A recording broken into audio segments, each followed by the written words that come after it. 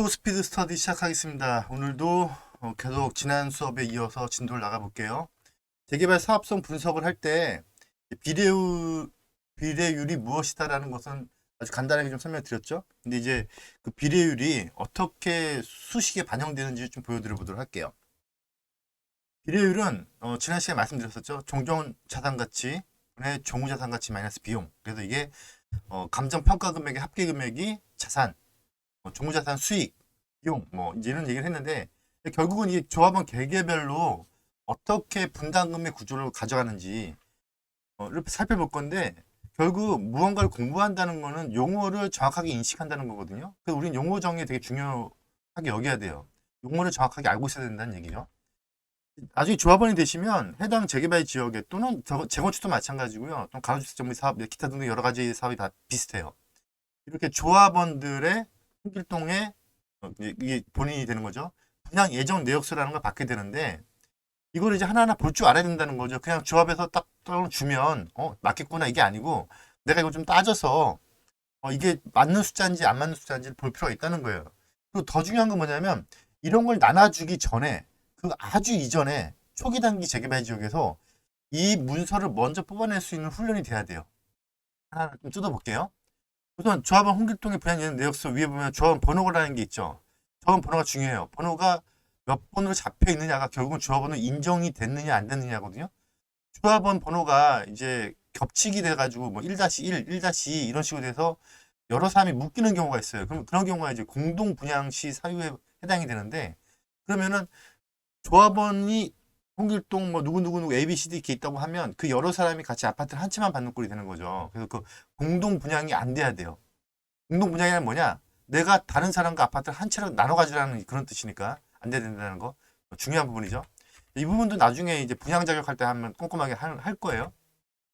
그 다음이 이제 종전 토지 건축물의 권리가액, 그러니까 내 평가 금액을 보게 될 건데, 근데 이제 여기 보면 사유지 부분이 있고요. A, 국공유지 부분이 있죠. B, 그 다음에 건축물 부분이 있죠. 여기서 이제 국공유지 부분, 이 부분을 지금 어떻게 판단할 것이냐. 이건 나중에 또 공부를 또 할 거지만 되게 복잡하긴 하지만, 이 복잡한 내용을 5분도 안 되는 초스피드로 할 수 있을지 모르겠지만 한번 해볼게요. 나중에요. 그 다음에 이제 건축물 부분이 있고, 그 A, B, C가 여기 합해지는 게 또 그게 또 여러 가지 물건이 있을 수 있잖아요. 그게 내 권리가액 총 합계가 되겠죠. 그래서 사유지 부분을 감정평가하고요. 국공유지 부분도 감정평가를 해요. 그래서 그게 내 감정평가 금액에 권리 내역이 들어와요. 국공유지 내 게 아닌데? 국가 땅인데? 하지만 우선은 들어와요. 이제 그 원리적인 건 또 국공유지를 다룰 때 할게요. 건축물 부분이 또 들어오고요.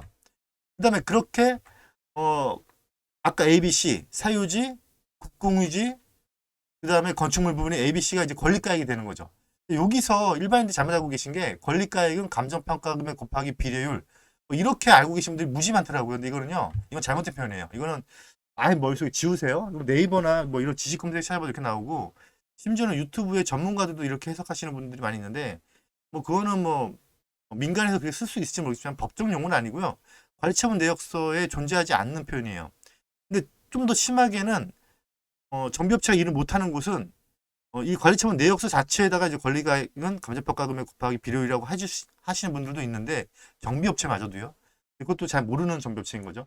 그러면 감정평가금액 곱하기 비료율이 권리가액이 아니면 감정평가금액 곱하기 비료율은 뭐라고 불러야 되느냐?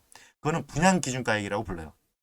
그래서 결국 조합 감정평가, 내가 가지고 있는 사유지, 그 다음에 점유하고 있는 국공유지, 그 다음에 사유지 위에 점유하고 있는 국공유지 위에는 건축물까지 합해서 그거를 권리가액으로 정한 다음에 앞부분에 보여줬던 그 비례한 숫자로 곱해서 분양 기준가액이 나온다는 거죠. 그게 나중에 아파트를 받기 위한 초기 나의 온전한 금액이 된다는 거예요. 예를 들어서 권리가액이 만약에 1억이다. 근데 비례율이 만약에 90%다. 그럼 9천만 원만 인정받게 되는 거죠. 그래서 아파트 분양가가 3억이면은 9천만 원을 뺀 2억 1천을 추가 부담금을 내게 되는 거예요. 이해하시죠? 이것도 나중에 또 계산할 거예요. 오늘 배우셔야 될 거는, 내가 가지고 있는 내역서가 이 관리처분 내역서에 존재하게 되는데, 이때 내역서 안에 들어오는 게 나의 권리에 해당이 되고, 그 권리가액의 합산이 되게 중요하다. A, B, C 합산이. 이 합산에서 제외되는 부분도 공부를 해야 돼요, 우리는요.